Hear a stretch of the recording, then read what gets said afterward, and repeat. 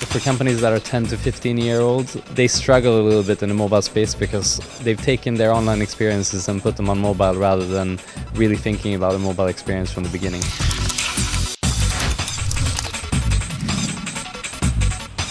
Tell me where we are today when it comes to mobile technology and how the online gambling industry is using it. Oh yeah, absolutely.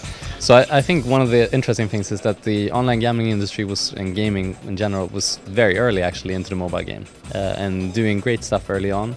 But I think what we've also seen is just in the same way that a lot of the gambling and betting companies were very innovative in the online space from the beginning, they've probably made a little bit too much money too easily and stopped innovating to a large extent. Yeah. And now, as an online gambling operator that wants to have the best mobile product out there, what are sort of 3 areas that they really should focus on in order to do the best for their customers? So number 1 is that they need to reimagine their services completely for mobile. So they need to look at it. They should ideally just throw away everything that they have and start over from scratch. That doesn't mean rebuilding everything from scratch. It just means rethinking. And then once you've figured out what would the service look like in a mobile-only world, if you didn't have anything, then you can rematch that with what you already have and build a great user experience. Number 2 is making sure that the users are involved at every single step of that process.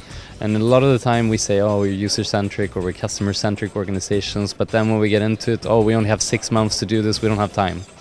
But there's just simply no excuse not to involve users, and you should involve them at the very early concept stages. You should involve them during development at every single step of the way.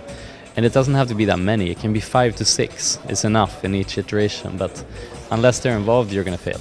And then the third one, it's looking at where the customers are going. Where are they? Where they're engaging? And this is a really tricky part because the media patterns, especially among younger users, is changing completely. We're not watching TV anymore. We're not engaging with the same things online. We're actually not even playing games to the same extent on mobile as we did before.